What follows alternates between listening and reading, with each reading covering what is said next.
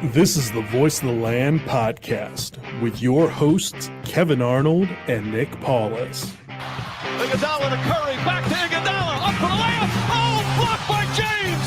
LeBron James with the rejection. Irving and Curry, one-on-one. Irving puts it up. It's good. Kyrie Irving from downtown. And the Cavaliers by 3. Puts up a three. Won't go. Rebound tip taken by Spades. Final seconds. It's over. It's over. Cleveland is a city of champions once again. The Cavaliers are NBA champions. Cleveland's long sports nightmare has ended. The drought is over. I put my heart, my blood, my sweat, my tears for this game, and Cleveland, this is for you. Oh. Literal goosebumps right now after reliving those great memories from 5 years ago. You know, sometimes time can feel like it's moving in slow motion or like it's at a standstill, like me at work earlier today. And other times it feels like, where did all the time go? 5 years ago today. And yes, we are recording this show on Saturday on this Father's Day edition of the Voice of the Land.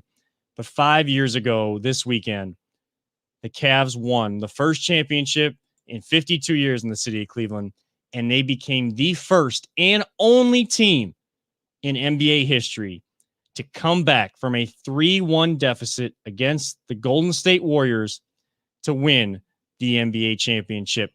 We will forever be in the history books as the first. Right now, the only. I'm sure another team somewhere down the line will match that feat. But no one can ever take away that the Cavs were the first ones. And with that, we do welcome you to another edition, this special Father's Day edition of the Voice of Land here on the Big Play Network and partnered with LPV Productions. I am one of your hosts, Kevin Arnold. Alongside me, as always, my brother, Nick Paulus, and our producer extraordinaire behind the proverbial glass, Peter Tulloch. We are sponsored by Vector Technical, the right person, the right place, the right person, the right job, the first time. And of course, DP Construction LLC. Reach out to them for all your concrete construction needs. Either reach out by email, tylerlafrada@gmail.com, or by phone, 330-217-4999. That is 330-217-4999. And it is a celebratory Father's Day edition. Happy Father's Day to all those celebrating, all the father figures, grandfathers, godfathers, whatever. Happy Father's Day, Pete. Happy Father's Day to our very own Peter Tulloch, of course. And we are this show, while seen live, or you may see in your screen right now that it is live.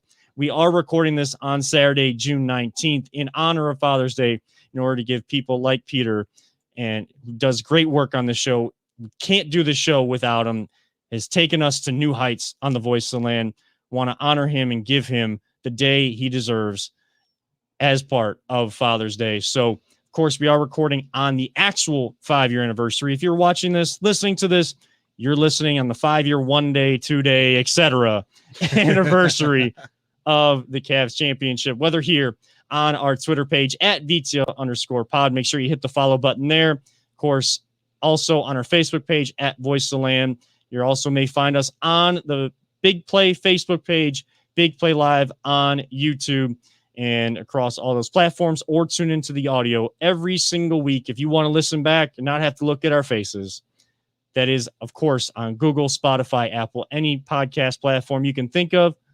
We should be on there. If you think of one we're not, let us know, and we'll try to see what we can do to get it on there. We are going to talk some Browns, Indians, maybe college football playoffs, some happenings in that realm. And there's some movie talk that you guys did last week that I got a bone to pick with you guys from last week. We'll get into that. We'll have some fun at the end of the show, but we're going to have some fun to start the show as well. And I got to ask right off the top, and feel free to chime in. Feel free to send us at Kevin and Seven, at CLE_Paulus, at LPV Productions, because we won't see your comments live during the show tonight. Again, recorded, not live. But send us your memories. But I got to ask you guys, and I'm going to start with you, Paulus, right across the table. Memories of that night. Where were you? because we're all always going to remember where we were and what happened that night when the Cavs hoisted the Larry O'Brien trophy and ended that drought. So that weekend was my sister's wedding. Mhm. Literally the day before it was her wedding. So happy anniversary, Sarah and Mitch. And I remember going over to my dad's because it was Father's Day Mhm. there for us. And everyone was, all over there hanging out for the good portion of the day. But the game started at 7 or 8 o'clock that night. think it was- Prime time. I think it was 8 o'clock. The Ye- Sunday games were 8 p.m. and then the weekday games 9. Oh, Right. Yeah. Crazy rough. times there for us. But I remember everyone was sort of filtering out. My dad was like, "Are you going to go downtown?" Literally all my buddies were downtown. And this is before ESPN. This is before everything. So I was like, you know what? I thought about it, but I really want to, because I was hell-bent. I was like, we're winning this damn game. I said we were winning this game the moment we won game 5. I was like, doesn't matter. We're winning. I don't care. I feel great about it. We're good to go. What did Clay say? Yeah. What In the Undertaker shirt? What a great post game presser there for it. But anyway, so I was over at my dad's. My brother-in-law Vince, shout out Vince, he was there as well. That's actually the day he asked my dad, if he could marry my other sister, Karen. And Big day for literally Vince. the day or minutes before tip off, he asked my dad. My dad was like, "Yeah, sure, I don't care. Let's watch the game." The perfect honestly, time. the perfect time. Now they'd been together for 10 years before, Right. so it was a given. Yeah. Obviously. Why didn't you do this before? Right. Been listening to my daughter talk about this forever. Exactly. But so we're there, we're all hanging out. It's just the three of us, and Vince's son, my nephew Blake, is there as well. But he's a little bit younger, so he had to go to bed. But right around the fourth quarter, as soon as the block happened, we're going crazy. We're going nuts. I'm like, wake up, Blake. Wake up, Blake. He needs to be out here. Blake didn't wake up, unfortunately. But the moment it all happened, as soon as, the clocks hit, 000, everything got crazy. My dad and I, we hugged each other. I've seen my dad cry a ton of times before. He's a very emotional guy. I kind of get it from him every once in a while, but I've never seen him cry that hard before. And it was one of those moments where it was just it was that perfect moment. And then him and I, we went on out on the deck. We smoked a cigar, victory cigar there for us. We listened to 850, Tony Rizzo, Aaron Goldhammer, and Emmett were all live from, San Francisco there, Oakland.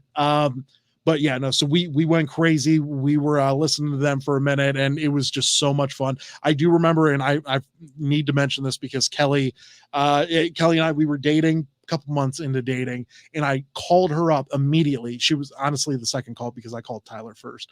But Tyler's my best friend, so I'm going to give him a call. Sponsor of the show. So, he's the sponsor of the show. Yeah, obviously. There's reasons why. Right. We're finding them out now. As soon as I hang up with Tyler, I call up Kelly and I say, "Kelly, we are naming our child LeBron or Kyrie. I don't care, regardless of sex. It doesn't matter. We're naming." And she's like, "I don't think so. Can we name the dog that?" And she goes, "Yeah, we never named the dog that." But yeah, I wanted to name my dog Kyrie for the longest time. And then he leaves us, and then we do get a dog. And I was like, you know what? We're going to stick with Rue. I like Rue. So, yeah, I like it. Yeah. But that's my story. So, Peter. Oh, man. So, Debbie, we were at home. So, it was just me and Debbie. The boys were asleep. And the crazy thing is the year before when they lost, I think we were lost in 6. Yeah, we were in Florida. So, we were one of my sisters has a condo down there. We were staying down there, and Debbie and I were watching the games. And it was just so heartbreaking. So I think that 2016 we had gone to Portland, Maine. Ooh, and so beautiful. We had been there. We had gotten back. So we were watching the games while we're on vacation through the playoffs, and we're at home. The kids are asleep, and we're just edge of the seat, Yeah. the whole time. And that block was just like you said, Nick. It's just your head explodes. That was the moment. That was the moment I knew nothing could stop this team. That rundown, just so freaking amazing. And we were just jumping up and down. And Jacob, why did he wake me up? So it's man, I go back and I still think of that, and it really is. Gives me goosebumps to watch those clips. And then at the time I worked right down the street from Progressive Field. Mhm. So we were right downtown. So I went down to the parade, and that was just an awesome experience. That was insane because I was working at CSU's rec center for their summer camp. Yeah.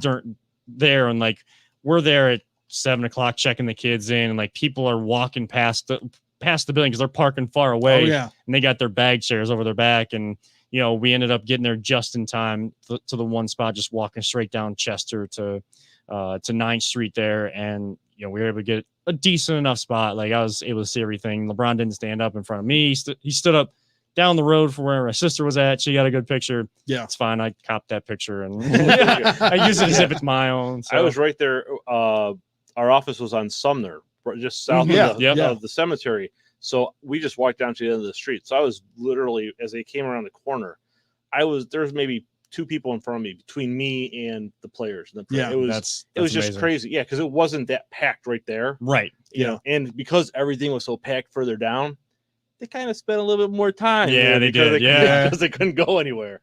So yeah, that was my only regret of having to work that day. Was like I can't get to I knew where the good spots were going to be, but you guys know what this championship meant to me. I mean, doubt. You can already maybe see the tears kind of coming to my eyes to remember this. And you talked about how you spent it with your father. I'll quickly just take it back to the end of Game 4. I was a groomsman for friends of mine. Was in high school with them, and they ended up getting married on I think it was June 10th. Okay. And so it was Game 4, and I wasn't like partying at the reception or anything. Like I was in the bar area, like watching that game. And I felt so deflated that night. But I was just like, you know what? I'm going to watch these games. I'm just going to seclude myself so that I can just kind of take it all in myself. No one has to deal with my sourness or anything. If that just in case. Yeah. So like the top room of the house I was living in at the time, just corner by myself, laying on the couch. Like I'm watching, and LeBron and Kyrie go off for 41 points each. Oh yeah. I'm like, okay, like I feel good about coming back to Cleveland. Like I know that they're going to put on a show no matter what happens at the end of the day with those fans, how ramped up Cleveland's going to be. And boy, did they put on a show. I mean, the over the back pass from JR to LeBron for that slam. LeBron just going crazy at the end of that series. His mouthpiece. Oh yeah, Steph throwing his mouthpiece. What a baby! I still love what a damn baby. I still love the gift, the meme when LeBron looks back at him after he blocks him. Yeah, right. Oh yeah. Like I'll use that forever. I will use that look forever. And then and of course, Game 6 I watched the same way as Game 5. Now, am I superstitious? Maybe not superstitious, but I'm a little stitious. A little Michael Scottish. Yeah. And if people don't believe in it, I don't know that I can truly say that I believe I had an impact on that. But I had to just go through it my way, you know? So Game 7, of course, I'm working sporting goods retail, of course, and the stores like that, they open up with the championship gear if your team wins. And they offer the employees, you can get paid to come and eat pizza, eat food, and watch the game together. I chose to not take the money. I said, no, you know me, you know how I operate. I need to watch this game the way I've been watching them. Right.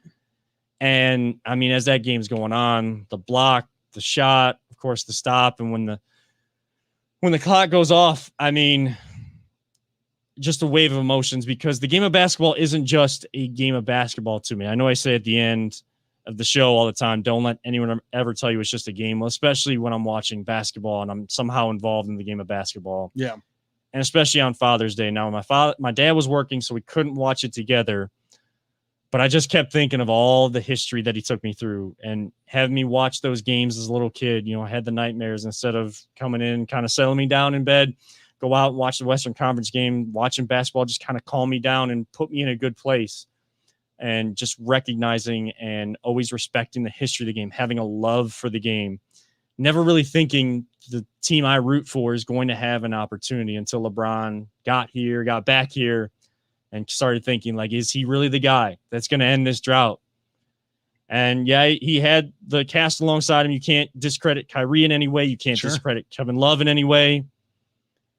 But when that final buzzer went off, I mean, my sister's calling me like, hey, we're going to get shirts. I'm like, you go get in line because I got to see them hold the trophy. And the moment that I got in line and my dad came up to me and gave me this big hug. Yep. I mean, everything came out of me. Sure. And this championship will always mean a lot. I know it's kind of blasphemous, and I guess I'll continue the blasphemous trend from last week as it kind of was. But it'll be blasphemous to say if the Browns ever win a Super Bowl, while I'll still cry, I will still love it to no end. Mm-hmm. If someone asked me to rank, if there's multiple championships in my lifetime to rank, Sure. This one may mean more. I can say that right now that I would probably rank it number 1. Yeah. Don't know how I'll feel later, but I think I will, just because of what this game, what this championship means to me beyond those 4 lines on that court. Sure. And you know what? You bring up a really good point, and I wish we had a little bit more time to talk about these stories could keep going and they going. could go on forever, but you do bring up a really good point, because the Browns are on the verge of winning a championship. Now they got to get there. Right. You know, like we all acknowledge that you got to get to the show. Got to do the before work, you as win Kevin it. Stefanski says. Exactly. But we like the trajectory of this team. And if they did win, where would that rank among everything? I understand where you're coming from and completely 100% respect it, because once again, this broke the curse. It's on Father's Day. Like, we all have fathers. We all appreciate everything that they've done. And I'm getting goosebumps just talking about it, because reliving that moment, it's been 5 years and it feels like it was yesterday. It does. It really does. If the Browns were to ever win, I think the only way, and like in my mind, if the Browns win a Super Bowl, that goes above this, just because like of how diehard of a Browns fan I am, and that's fine. And you, Cavs with you, and Browns as well. I'm not saying that you're not. We're all diehard, but like you're diehard for a certain team, yes. Right? I just think like if the Browns were to win a Super Bowl, the way that the only way at this moment in time is if they did something historic in that Super Bowl. Like if they came back 28-3, like Patriot style. Yeah. Like, because breaking a 52-year-old curse is like no freaking joke. Like the only person that could have ever broke that curse was LeBron. Right. And got to give him props where props are due. I know a lot of people still don't like him because he left a second time. Honestly, haters are going to hate, but at this point in time, like, just let it go. Yeah. The dude won a championship 5 years ago today, and we still relive that moment like it was freaking yesterday. I mean, look at the detail. Still so good. Listen to all the detail that all 3 of us had to remember that, and like the emotion that it brings out of us. I mean, it's the one thing that like I pulled up the box score on this, and I checked out like quarter by quarter here for it. And game for the entire game, I had no idea. Like, Kevin Love balled his ass off in that game. Like, points wise, he only had 9 points. He had 14 rebounds. He had a plus minus of 19. Like, think about that. We won by 4, and he was responsible for plus 19. It's just everyone did their part. And like, you can't take anything away from that. And you look at someone like, I hate Draymond Green, but the dude balled out. He did. Like, he was knocking down threes like nobody's business in that first half. He had 32 points. He led the entire game with 32, and like 32 and 15 and 9. You know, that's not a bad night. You know, but then whenever Steph Curry and Clay, they let you down, which choke artists. But yeah, Steph for sure. For sure. But I digress. And never forget Ty Lue, who of course just come back with the help get the Congrats Clippers into the Western Conference Finals for the first time in team history. He was the one that was able to stand up in front of LeBron at halftime and hold him accountable, and LeBron holding himself accountable. Like, that's when you basically told him to blank off. Yes. And like, it was going to take moments like that and little stories like that to be the team that made history and have a permanent mark in history. Like I said off the rip, you can take away that they're the only. You can never, ever take away that they were the first to come back from 3-1. I know a lot of people like to say, don't let people forget, or, you know, don't let that distract you from the Warriors blowing a 3-1 lead. Right.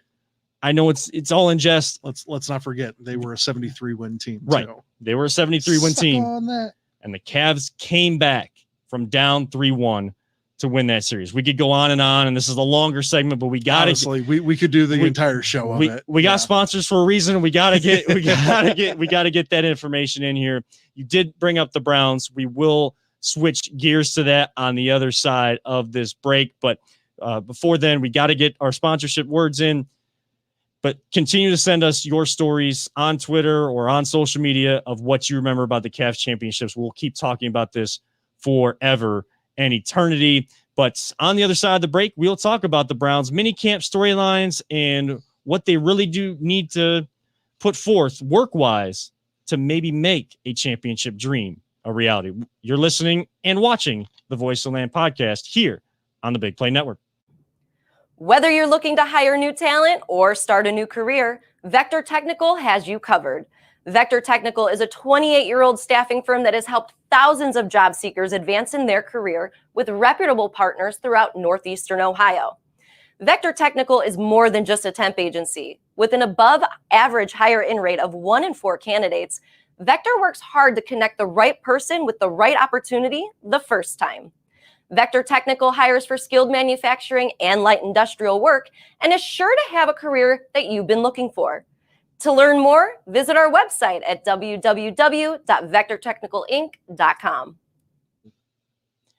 It is a special Father's Day edition of the Voice of Land and a special Cavs-versary edition of the Voice of Land, as we are still celebrating the 5-year anniversary of the Cavs winning the 2016 NBA championship, ending a 52-year drought and coming back from 3-1 against those vaunted Golden State Warriors. Also want to mention a happy Juneteenth, as we are recording on June 19th.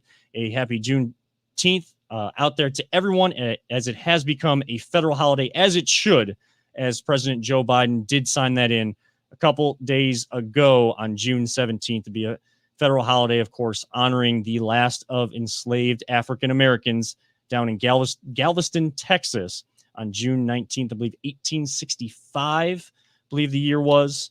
Full emancipation of African Americans in this country. So happy Juneteenth to all those celebrating this weekend. We wanted to make sure we send our best from the Voice of the Land and send our best to Cleveland fans everywhere on this Cavs anniversary. I said before the break that I may rank the Cavs championship, if there's multiple ones for me to rank during my lifetime, as my number one, even in a football town. That may sound blasphemous. I'm leaving the door open to a team that has a chance to, at least if they put in the work, they have the team in place, they are building the culture in place to be a championship winning team for the first time since 1964. And a lot of people will put that number one, and I fully respect that. I understand that. There is no argument from me. If you listen to my story about the Cavs championship, you know why I may rank that number one and leave the door open for the Browns, as Paulus mentioned, with the history. But they just had minicamp. They just wrapped up minicamp this last week. So they go on a 6-week vacation before the real work begins in training camp. My first question to you, Paulus, in this 6-week span, do we or should we see a contract extension for one Baker Mayfield? I would love to say yes. I think that there is going to be a good possibility that they do that. This is right around the same time frame as whenever they did Miles, last year. I think they did that like the week before training camp as well. So, and if we all remember, Miles was coming off of the suspension, obviously Mason Rudolph incident there for us. Baker's not coming off of anything like that. And he's coming off of literally his best year as a pro. Especially with a playoff win, everything like that. I think he's deserved it. I think Miles deserved it the year before. So I think they're looking at it from the realistic standpoint of we're going to invest in you, Baker, because we believe in you. Now there's some people, Aaron Goldhammer, that doesn't believe, and shout out Aaron, because from what we understand, you are listening and watching us. You might be in the shower. Which is what he didn't said. Want to go there. I know. It's a little weird. It's a little creepy. But you know what? Beggars can't be choosers. So we will. That's true. That's true. You know what, Aaron? Thank you so much for listening. No matter how you're listening right now, thank you so much. Don't forget the loofah. So, anyways, here for.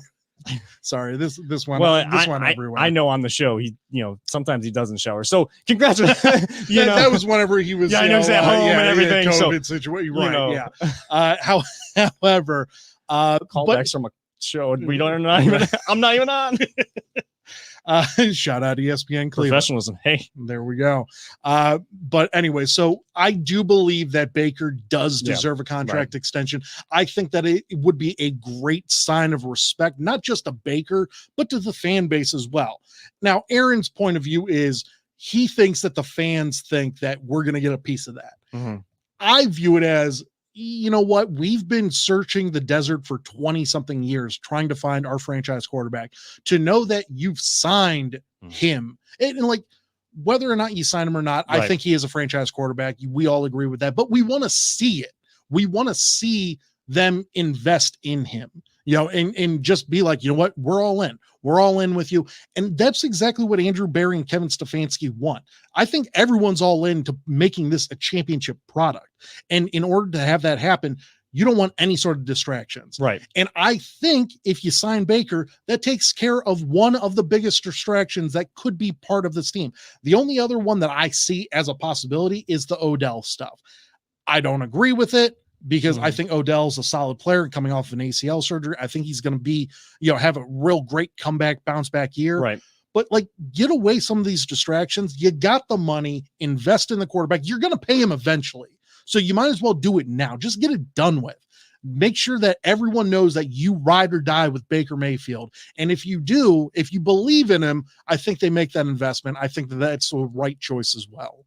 I think if you sign him this offseason, one of the questions that Andrew Berry has to answer is, do we take the risk of, if he does go further in the playoffs or, leads us to a Super Bowl, what his agents are asking for now, like where does that go and where does that put us next offseason if we're doing that? Or, he doesn't have so great of a year. Like, do we give him less and will he accept less? Like, will that cause any like these are the kind of friction, right? These are the kind of you questions don't that see come him up. having like a digress, like like Carson Wentz or anything. I don't, but like that's the kind of conversation that people are having outside of that building. They don't listen to the outside, but like that's the angle that people are taking, whether they decide they need to pay him this offseason or next offseason. Right. I think the decision, if they do, and I think that they should sign him up this offseason, I think that just puts the icing on the cake of solidifying the culture and the leaders that people in that locker room are looking to. Like the front office is banking on this guy. They have trust in this guy. And look what they have done elsewhere on this team to get us where we are. They know what they're doing. I'm sure this isn't to say that the team doesn't have confidence in Baker or full confidence. They do, but now it takes it up to 200%, 300%. You know who you're looking at and who the lead guy is at the quarterback position, arguably the most important position in all of sports, like we always talk about. Now, I think it's pretty clear that at some point he's going to get paid and he's going to get extended on this team. Agreed. But there are other players on this team that talked this week at minicamp too. So like part B of this is, Denzel Ward said he wants to be here. Nick Chubb said he wants to be here. Andrew Berry, says isn't that refreshing? It is. Isn't that just like the nicest thing in the world to hear as a Cleveland fan? And it's not just player speak either. Right. Like we've heard it for so long. We've heard the cliches for so long that you can read through the BS. Yeah. That's not BS. And Nick Chubb doesn't really give you BS. Right. Like when he doesn't really talk much anyway. So when he talks, he's going to be real with you. So I guess the question is, I know Andrew Berry in a perfect world would love to get them signed up, even Wyatt Teller. I guess my question for you, Paulus, is do you think it's possible to at least sign Baker, Denzel, and Nick Chubb to extensions if it's 3 of the 4? Yeah. And if not, which one should be the priority of those 2 or those 3 outside of Baker? So out of the 4, because there's realistically 4 main players that are all Pro Bowl level type players, level players. Some are even all pro. Right. Baker, Denzel, Nick Chubb, and Wyatt Teller. Okay. Now out of those 3, I think the obvious 3 that you would sign just right off the rip, Baker, Denzel, Chubb. Yeah. Okay. Like that's the go-to Right. easy 3. But then you're also, once again, Wyatt Teller was an all pro, last Yes. year. And you have to look at the trajectory that he's doing. He is if he's not the best guard in the league, top 3. Right. Quentin Nelson's the best in the league. The Yes. dude from the Colts just is unstoppable there for us. So I'll rein it in for that. But I do think that if you have Bill Callahan as your coach, I think that you can bring in guys and he can teach them up. It's exactly what he did with Wyatt. Right. In one offseason, he turned Wyatt Teller into I don't know if he's even going to make the team, Right. to Pro Bowl, all pro level. Like, that's the type of coaching that you have on this team right now. So if you do lose someone like a Wyatt Teller, you might be able to bring in a Blake Hance, and maybe coach him up and kind of go from there. I think that that's probably the smart move, is to lock up the quarterback, corner. And then Nick Chubb is just, you normally don't pay running backs a second contract. Okay. And if you do, it's usually a mistake. However, there are exceptions to the rule. And I think Nick Chubb is that exception. Right. I think Nick Chubb has that burst, has that speed, has that power, has that grace, and has the leadership potential to be a future Hall of Fame running back. Yes. I said on this show months ago that I think he is the best running back that we've had since Jim Brown. And we've had Leroy Kelly. We've had a lot of running backs come through here. Ernest Biner, like a lot of guys that are Pro Bowl, if not Hall of Fame already. Mm-hmm. And Nick Chubb's better than they are. Like, you don't just give up a guy, like that, but it is the NFL. You have to understand it is a business. I'm at the same point saying, though, you just paid Patrick Mahomes $450 million. That's true. How can you not pay these guys? Right. How is there not enough money in the room to get all these guys underneath, under the contract? Now, I guess we're just going to have to see how it goes. Right. But Tampa Bay literally just won a Super Bowl and brought back their entire roster. Yeah. That's it, like, never happens, but it happened this year. So it's possible. You got to believe that. Now, Tom probably took a contract I did, yeah. decline, and you can do that whenever Giselle's making double what you make.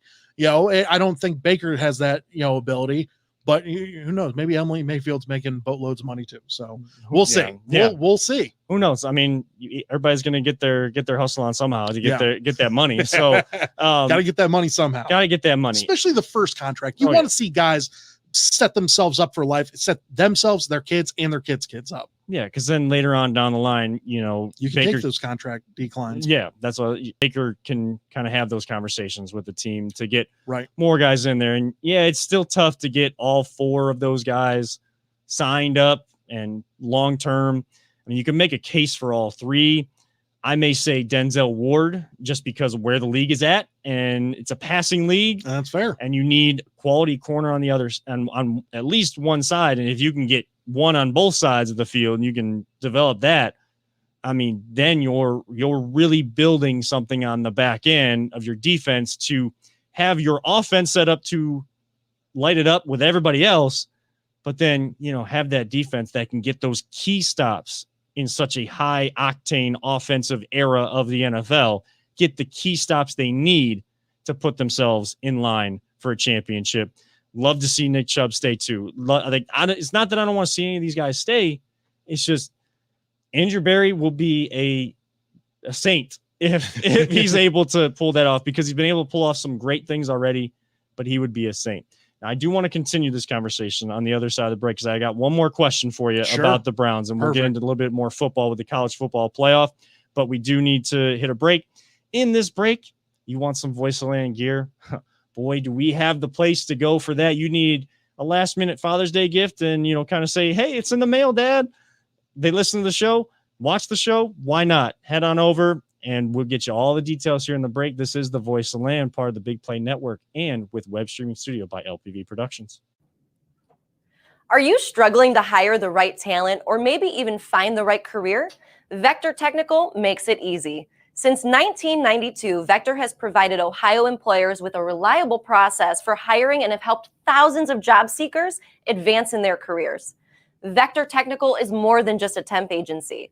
We invest time to get to know each client and candidate personally. Vector places people in job opportunities that they are truly excited about. Interested in learning more? Visit our website at www.vectortechnicalinc.com to see a full list of our current job opportunities and to find out what Vector Technical can offer you.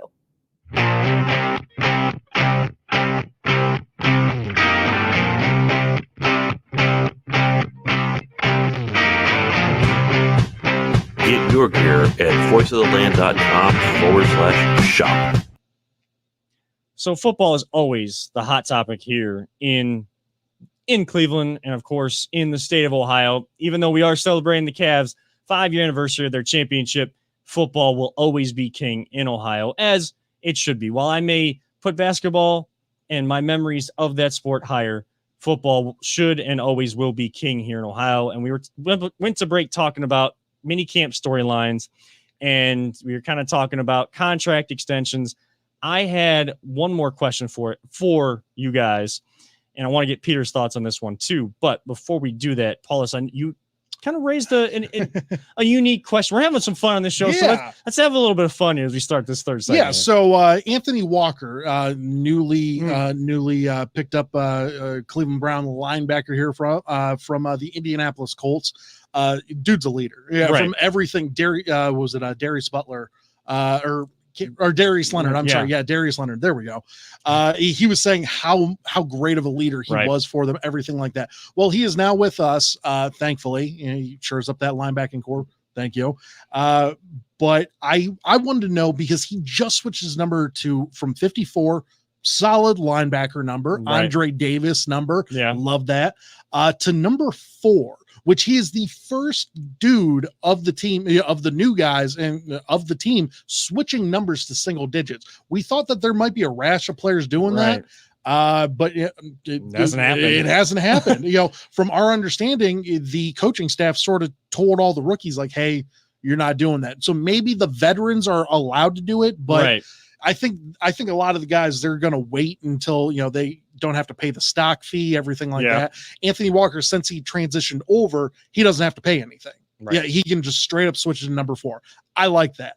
I think it's going to be an awesome number for him. It's going to look weird from a linebacker standpoint. Yeah, but you're kind of used to it in college football. And I agree. Like how much college football is widely publicized now. Right. And we'll get into a little college football here in a second. But to me, it won't be as weird. It'll take like a very brief adjustment period, because you're watching NFL. It'll be like a double take. You're number. I thought it was 54. No, it's 4. Okay, cool. Oh, we're getting single digits. All right, I like it. I want to know, if you guys got to play position and number, what would you choose in football? In football, yeah. I mean, I'm playing wide receiver. I was gonna say I could see you wide receiver or cornerback. Yeah, like I'm an athlete. Like you're gonna put me on the edge. I'm gonna be a skill guy.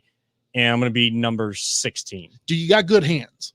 Yeah, I got good hands. Oh, okay. Yeah. Well, then, wide receiver's good for you then. Okay. I mean, I don't know if playing college ultimate frisbee helps, but I mean, I got good hands though. I got good hands though. Okay. Yeah. You got good hands. 16? 16. Why 16? It was always it was either 26 or 16. Like I was born on the 26th of March. So like 26 was a number. But for some reason, when I got into soccer, like I ended up going into the teens. It was anything with a 6 in it, kind of like in that initial range. Obviously, you're not Booten Baker, so no, not Booten Baker, not taking his number. So like 16 was always kind of my soccer number. If we did indoor, we always just did like single digits. So like that's when I went to 6. But it was 16 or 26 for a wide receiver. Yeah. I'm going 16. Andrew Hawkins. Yeah. Nice. Okay. I like that Hawk reference. Let's see. That's a good question. Number-wise, I would go with 71. That's 71. That was the number I had in high school. Okay. So I like that number. Probably defensive tackle. Okay. Or I wouldn't mind linebacker as a position, because I like I like hitting people. Right. Yeah. You got a good form tackle? You think? Yeah. Well, not now, but back in the day. Back then, probably I could have been better. I wasn't the greatest. I could have worked a little harder. I could have worked a little harder. Could you cover? He's a run-stopping linebacker. he's hitting that A gap 24/7. That's why I said tackle, because I in high school I played offensive tackle, defensive tackle. I mean, I only played like JV, but I liked defense better because I liked hitting people. Of course, yeah. It was just so much more. It was so much more fun to hit people. So back in high school, I was fullback, lineman, offensive lineman, like guard, and then also a defensive tackle, nose tackle is basically what I played. Every once in a while, I'd line up as like technically a defensive end, but I'm way too short. And at that point in time, I was actually pretty good shape, but way too skinny. me and skinny. That is a combo you do not see anymore. But I was about 5'8", 5'9", Right. about 200 pounds, but solid muscle. Therefore, so I was kind of a rock. But for me, I love the number 5. Okay. But like as a defensive lineman, especially at Ohio State, you want 0. Yeah, you you want do. the block. Yeah, you do. I think 0, which you can't get in the NFL, which is a dumb thing. But like I think 0 would look awesome on me. I love it. I would also once again take number 5. If 5 just makes you look fast, I don't know why. Yeah, Some numbers just you're like, damn, that guy flies. Yeah. Like, what's he wearing? Number 5, Reggie Bush. Like Number 5 can fly. number 5 can fly. But yeah, so I would go with 0 or 5. Okay. Those were my numbers. Back in high school, though, I was 79. It was a terrible number. I wanted 56, but that was reserved for linebackers. 56, Lawrence Taylor, loved it. So I mean, you guys already know my basketball number though. That's 23. So yeah, 23. Oh, of Yeah. course. But I mean, of course, it helps that LeBron's also kind of dabbled in 6, Sure. So that kinda, doesn't hurt. That doesn't hurt. I was like seeing like the different number on the Olympic team. Mm-hmm. And there was some I kind of questioned. I understood why he did 23 for his professional career, but like going to 9 his first Olympics, that's what Jordan wore for the US team. Once he like went to 6, and then they really the Redeem team and all that, like that was just clean on those. It was. So I don't know. For me it was always I always geared more towards what I wore in soccer than anything else. Sure. For a number, if I needed a number, 16, man. That was it. 16. Yeah. And hey, 2016, we won the championship. So there you go. It just meant to be. That's right. That's right. Did want to ask you guys one more thing about minicamp before we switch gears here real quick. Do you have any concerns from this team as we go through these next 6 weeks of vacation for the team before we start to really get some answers about what this team may look like in training camp and in the preseason? Do you have a big question mark surrounding this Browns team right now? The only thing that I'm not even so much concerned about it, but it is going to take a second, and we all have to understand that that the defense adding potentially 9 new starters to the defense, it's going to take a minute for it to all flow correctly. If we can have a little bit of patience, I think you're going to see that like we have potentially up to 9 upgrades on that team. Therefore, on the linebacker room, especially the defensive backs, safety room, thank God. We're not going to mention he who shall not be named, 23. But that's why I won't wear that number anymore. That's right. But I do believe the only room that you're sort of concerned about right now might be the defensive tackle room, just because there's so many guys in there, but they're so unproven. Right. So that might be a little bit of a concern. But I think overall, defensively, you just got to give him a little bit of time. Let Joe Woods do his thing. Joe Woods, a lot of people were saying he should be on the hot seat, and he actually responded to that saying, like, I've always been on the hot seat. Like, I'm in my profession, being in here for 30 years. You are on the hot seat every single year. And that's a great approach to have. It is. I don't think he should be, though, because once again, it's going to take a minute for this all to flow well. If by week 6 or 7, everything is still haywire, we can worry then. Right. But I think by week 4, like we're going to start seeing this team start clicking really well. And you just got to get out of the stumbling blocks. And the first couple of games this year, I mean, we have, Kansas City, nothing should be held against Joe Woods at that moment in time. Right. But then you have Houston, as well as I want to say the Bengals, or I'm sorry, not the Bengals. No. It's another pathetic team. Yeah, it is. It is really. So I think that if you can just get through those couple of weeks, you should be okay. But that's my only concern level with the offense. I'm completely fine with. Stefanski has that. Baker has that on lock.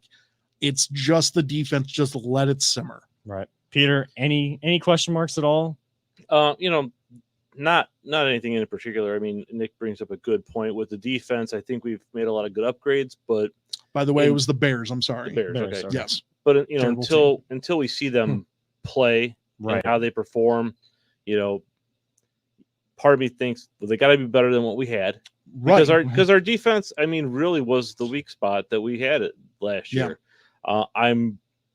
I wish we weren't facing the Chiefs, first week, but I do hope that because we are, our guys go in there with a chip on their shoulder and take them by surprise, because they've How awesome would that because if they can go in there and take them down, I mean, that's a huge statement. And another thing about that Chiefs game being so early, and like I know Andy Reid is like 14-1 in like home opener, just in openers in general, like a crazy statistic, there for him.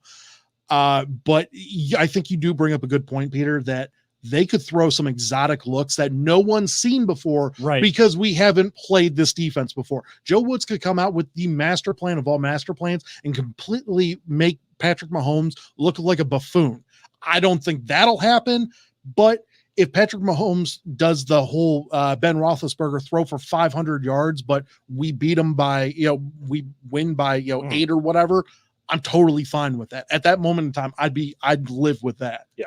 Now, mind you, he had 5 interceptions too, but right. I mean, you lose that game, I guess, going off of last year, you can't bank on too much of last year, but you see that the NFL season doesn't end after week 1. And if you lose, what standard you really got to ramp things up to, because they have the target on their backs. You beat them, then you start to think, well, now the target really maybe starts to kind of shift to our back. Well, it's always going to be on them because one game isn't going to determine the season. Starts to shift to us. Like, we want more. We truly want more. Like, let's go show what we can do. Like, this could be really special. Look at what we just started with. Let's go make this year special. That kind of thing. I think my biggest question mark, I don't have any on the offense, nothing on special right now. I mean, maybe special teams, what Cody Parkey does, but Scottish Hammer, we hung out with him last night. I was gonna say nothing to worry there. Yeah. Shout out to Jamie Gillen, Dave, of course, Nick Padone, all those guys that were out there last night. Sibling Revelry Brewing out in Westlake. What a great event. Went live on all the Big Play networks and all the Twitter pages and stuff. Real down to earth dude is Jamie Gillen. Is the Scottish Hammer. Can chug the hell out of Can beer chug too. a beer. Was shotgunning beers with Browns fans. I mean, made for this town, made for each other. The Scottish Hammer and Browns fans. What we saw last night, but just such a real dude. And there was other great people there, like Sabo Apparel and so many great causes going on. Shout last out night. to them. Yeah. Shout out to them. Like I said, no questions on the offense. It really comes down to kind of what you said. Like, we're really on the same page. Defensive tackle. A lot of people are saying, like, oh, look at all this talent that you have amassed in that room, even though you lost Sheldon Richardson. But Sheldon Richardson, we know what you're getting from him. Right. Consistency available to you. What that is going to be the question mark that training camp is going to answer to Kevin Stefanski and Andrew Berry and this coaching staff, Joe Woods. Who are our guys at that position? Who do we think we can go forward with? We feel truly confident with. There's going to be some surprising cuts, but that's the nature of having a competitive, really good, deep team. Lose some of those talented guys, you're going to have to kind of become accustomed to that, because the people that they kept must be really, really, really good, right, for them to decide to keep them over someone that's really, really good. And there's like 8 defensive tackles on the roster right now. Obviously, you're only going to carry 4, tops 5, and that 5th is going to be a rotational between defensive end and tackle there for them. So they got to be really, in shape and everything like that. But I do believe, you're looking at a much younger defensive line there for us, which could be a really good thing. Could be a really bad thing too. Yeah. You're sort of playing with fire with that, right? But you're banking on your coaches to develop these players the right way. And honestly, with everything that we saw from last year, and once again, and I know this is opposite, of the line, but Bill Callahan, on the offensive line side, literally made Wyatt Teller an all-pro all-pro guard. There's a good possibility that we're going to be able to see the same exact sort of stuff from the defensive line and kind of go from there. Player development will be the true test of this team, and will help to determine how far they go, no doubt, this season. Now, we had a couple other ideas of other topics that are going on in the sports world to talk about, but I really got really got a little bone, maybe just a little bone to pick with some of the Oh, you blasphemous do? things coming out of last week. So on the other Blasphemous. side of this break, we will get into all that and maybe more. We'll see. This is the Voice of the Land podcast, part of the Big Play Network. Are you looking for a career in manufacturing? Vector Technical has you covered. Vector Technical is a 28-year-old staffing firm that has partnered with some of the biggest and the best companies throughout Northeastern Ohio. The recruiters at Vector Technical will coach you through the entire job process and will help you land an opportunity that you are truly excited about. Vector does not add any additional fees and offers benefits as well as free online skills training through Penn Foster. To learn more, visit www.vectortechnicalinc.com and make sure to check out our job board to see a full list of our current opportunities and apply. You know, I was watching the show last week and I kind of had a sense of what was going to happen. Shout out to Jared Bates and the guys, Bry and Vinny over at Legal Hand to the Face, good friends of the show. Great dudes. Of course. And thank you for Jared for coming in to fill my seat. I feel like I'm trying to live up to filling those shoes right now, just dusting off the rust, driving the ship here this week. But, I was enjoying the show. I'm tuning in. I'm loving what I'm hearing. And then, yeah, you were. Then, someone across the table from me decided to go and play the card. And the question was last week, we'll call back to last week. The question was, what is a movie that you loved as a kid and just sucks basically at this point? That's exactly what I said. Man, you had to go there. I had to bring up Power Rangers. I know it wasn't Power Rangers. Oh, that's not what you're upset about? Space Jam. I mean, Yeah. you can think that the next one's going to be crap. Like I'm going in with very low expectations as much as I love LeBron. I know. But Space Jam, man. Like I said, I didn't even bring this up. Someone brought so I brought up the original Space Jam thing. Right. But someone brought up the fact that Space Jam 2 is gonna suck. And I said, probably. I'm still probably gonna watch it. I got HBO Max, so I'm going to watch it. I'm gonna watch it, at least give it an attempt, but give it the old college try. But the Toon Squad versus the Goon Squad, baby. I'm sorry, Kevin. I can't, man. I'm done. I can't keep living this charade, this charade or this lie. I don't even know. It's not a good movie, Kevin. It just isn't. I get it. If it brings back nostalgic feelings for you, I get that. I mean, that's part of it because, do you think that it's a good movie? I do. See, I don't. See, I can watch it over and over and over again because I understand it's not meant to be any sort of cinematography award-winning film. I'm not saying it's the Looney Tunes. I'm not saying it gotta win Academy Awards. I'm not saying that. But can I also be a little blasphemous? We didn't bring this up. Oh my god. Looney Tunes are overrated. Oh my god. Looney Tunes are overrated. I'm sorry. Oh. I'm sorry. I'm more of a Flintstones dude. I'm more of a Scooby-Doo. Where are you? Well, see, Scooby-Doo is number one for me. Well, obviously, clearly, Scooby-Doo is number one. I mean, Scooby Snacks. Was that Hanna-Barbera or something like that? Yeah, Hanna-Barbera. Hanna-Barbera. Yeah. So once again, all a part of that sort of universe, and that's the type of stuff that I like. Jetsons, I'm not too fond of it, but whenever they did the mix-up, the mashup of them, I was cool with it. I'm sorry, Kevin. I know it breaks your heart hearing you say it. Doesn't break this. me heart. Like I mean, if you want to live like a difficult life where you can't enjoy Space Jam. Yeah. I mean that's on you. Like I'm not here to try to convince you that it's a great movie. I'm just telling you. And like I said, I'm not trying to. Right. And once again, respectfully, I just don't think it's a good movie. All right. So you don't think it's a good movie? Yes. I still think it's a great movie. I can still watch it to this day. I was actually thinking about a movie that maybe I watched as a kid that I can't watch today. Yeah, what? I don't know that I can. I couldn't think of one. Sure. There's just a lot of movies I don't watch anymore that I watched as a kid. I guess all of the. I'm not watching any of the Disney princess movies or anything. I'm not saying that they're not good. I'm just saying I'm not. I'm not. That's not what my Disney Plus account is for. Right. Well, yeah. So, and the only reason why we got HBO Max was so I could watch Space Jam 2 with the lowest of expectations. That might be one where, I might try to tap into child version of Kevin and be like, would you like this? And if I say no to that, now, are you it's bad. Are you going to watch Space Jam and then watch Space Jam 2? Is that, because I kind of feel like that's what you're going to do, and that's fine. Like, for some movies, you kind of have to do that. Like, if you're going to watch a Star Wars movie, you're going to watch it from there's all such the a way big up. Like, there's such a big gap, so I wouldn't There do is. that for continuation of Okay. the story.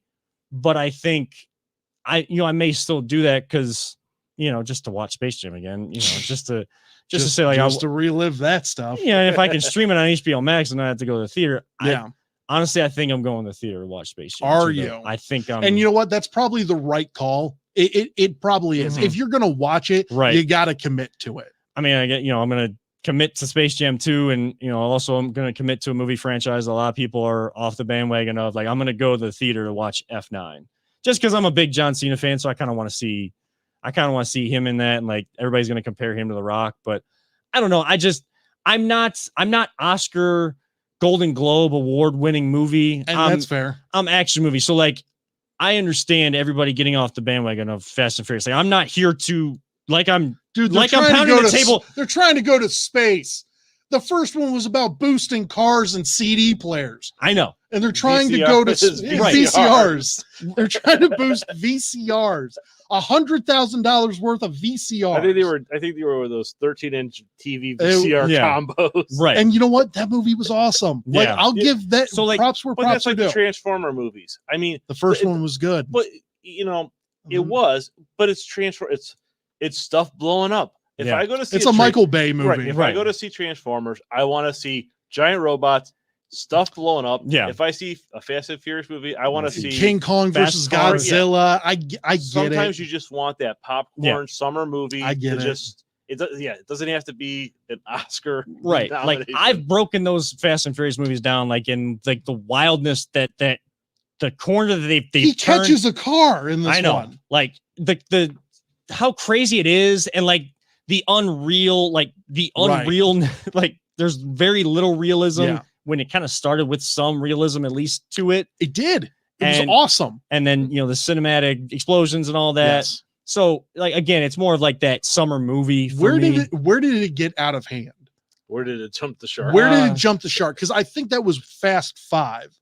I think that's whenever they brought in The Rock, right? Fast 5 is where they brought in The Rock. You started to see elements of it in Fast and Furious 4, like the fourth, Like whenever one, they brought everyone back together. when they Right. started to bring everybody back together. But it really took the turn when they started to become like crime fighters. Right. Was Fast 5, and that's where it jumped the shark. That's where it kind of jumped the shark. But I'm still gonna watch a movie like that. But I'm not pounding the table for the Fast and Furious saga. I'm pounding the table for Space Jam.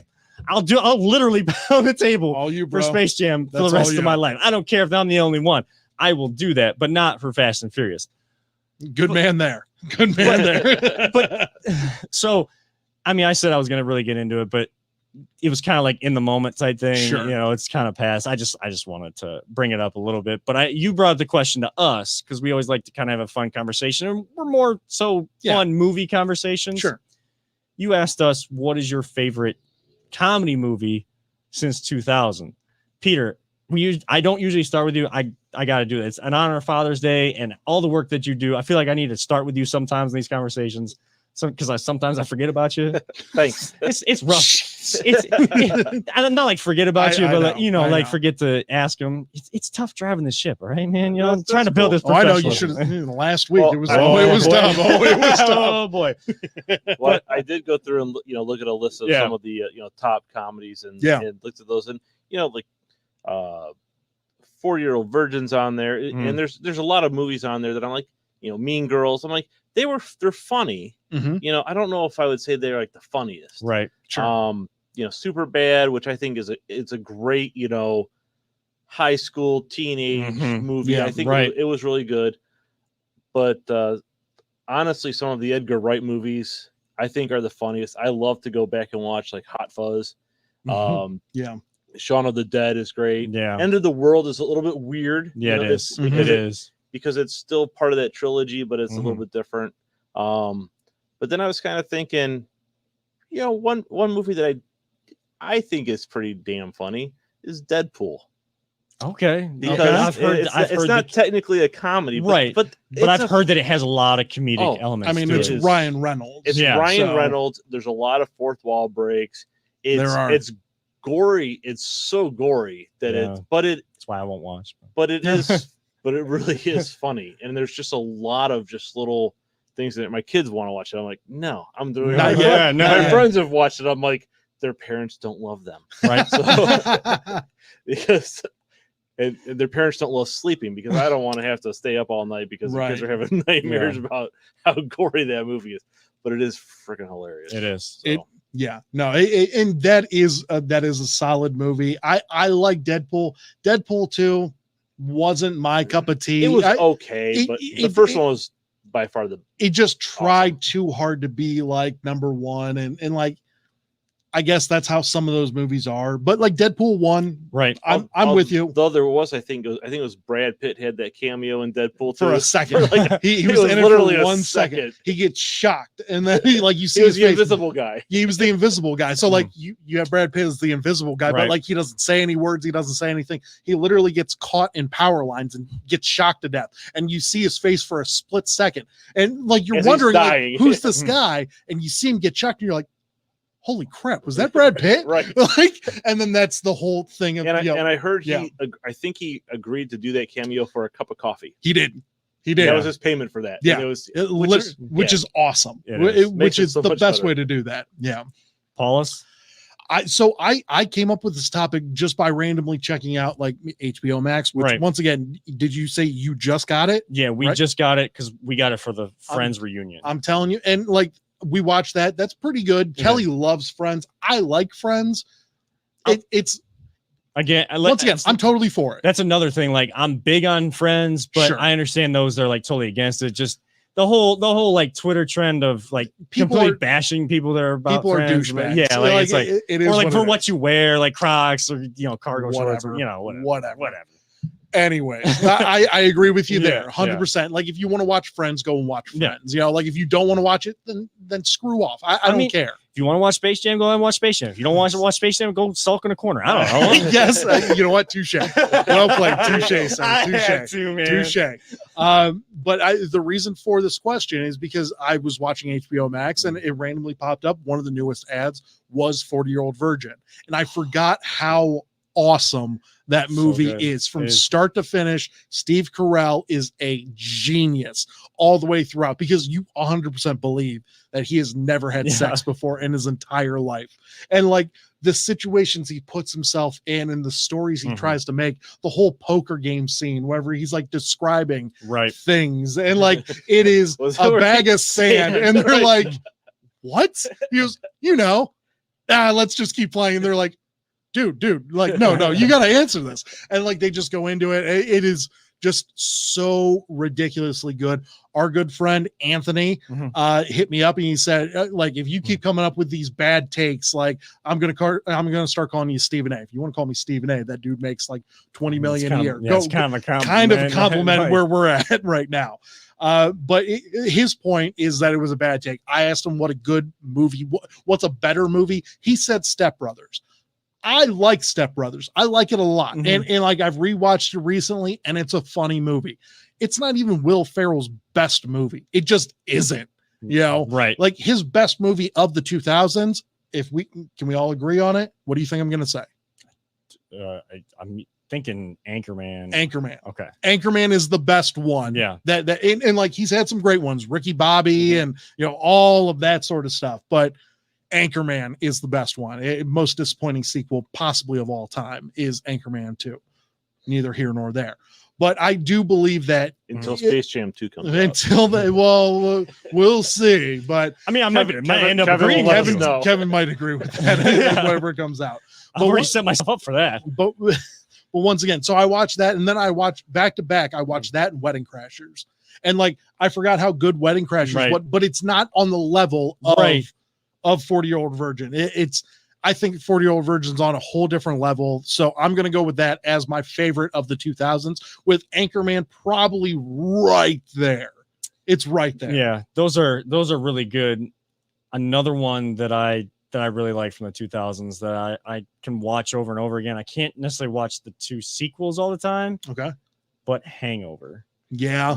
Yeah. Hangover, like it was, it felt unique, and yet you're kind of telling the same kind of comedy story with Vegas and everything. But So the marketing ploy behind that, because I remember it like it was yesterday for that movie, because it looked like it was going to be a horror flick. I know they Yeah, made it that's sound right. like the guy was like lost and he died, and like, oh my god, like this is going to be a scary movie. Mhm. And like they had some comedic actors in it, Right. but you're like, wow, this is going to be crazy. And then just everything that happens in that movie is pure hilarious. It is. And you know what? That might be it too. That the first Hangover. Wow, good call. Yeah, and I was kind of like Peter was. I was kind of looking at list of some of the comedy movies from 2000 because I got to remind myself. I've Sure. seen these and I know what the It's movies been are about. 20 years. So Yeah, so like That's exactly. you know, And Superbad's up there too. I meant to say that yes, as well. yeah, Superbad's up there. I mean, Hangover's so funny. And, Yeah. I mean, I saw Napoleon Dynamite on that list too. Like, Yeah. it That's was a good one. that was a unique one. Uncle Rico, I laugh every single time. When they get into the election speech, vote for Pedro. Pedro Right. speaks, he's sweating, and then just Napoleon Dynamite just comes out with the "I'm thinking about for my wedding," like getting. Oh, it- you gonna but bust that out? I don't know, man. Maybe Ooh, it's that would be a good one. that's possibly in the works, so like busting that out, like because I don't know why, I don't know how it came up. Yeah. But like somehow she like came across the song that my fiance Jana, the doctor of the show, of course, The we got our nurse doctor, Kelly and right. our doctor Dr. Jana, of course. She somehow came across the song, and I was like, oh my gosh, like I haven't seen that movie in a little while. Yeah. We got to put on YouTube. We got to put the scene of him dancing up there. And as soon as it started, like I It's started good. laughing, but it's like this is also like a really, cool scene. But Yeah. I mean, for me, it's probably Hangover, honestly. But you can't go wrong with any of the choices. that we just Honestly, kinda those talked are some are some- solid choices. They really are. I mean, I was going to throw in too, going back to Edgar Wright. I really love Scott Pilgrim. That's it a was- good about. That's a one. good one. It's I actually one of these days I'll buy myself the graphic novels because I heard that there's just so much more to it. But I thought the movie was. I'm watching and I'm like, this is just really freaking clever, and it was funny. I just really enjoyed Yeah. it. So that's a good one. You also brought up one at the very beginning. I'm going to bring up two here for us. Okay. Tropic Thunder. Oh yes, Tropic Thunder is very underrated. It's gotten better over time. I'm I just a think. dude. I'm just a dude. Played another dude. Just playing another. It's a good movie. And then I'm looking up Rolling Stone's top Yeah. 50 movies here for us. And in number 3 here for it, very underrated, doesn't get enough love, Bridesmaids.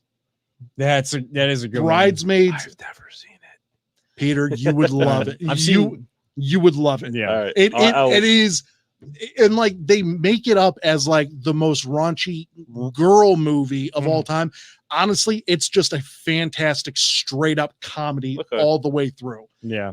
And just the people that get played in that, every single one of those people. You have a friend that acts just like Right. that. You have one that acts just like that. And like, especially, and like I've talked with this about Kelly as well, like all of her girlfriends, that person, That person, yeah. like Don't name names here. no names, please. You No names, know, please. We follow that here as well. But no doubt. I mean, like that's some of the best SNL cast members. Yes.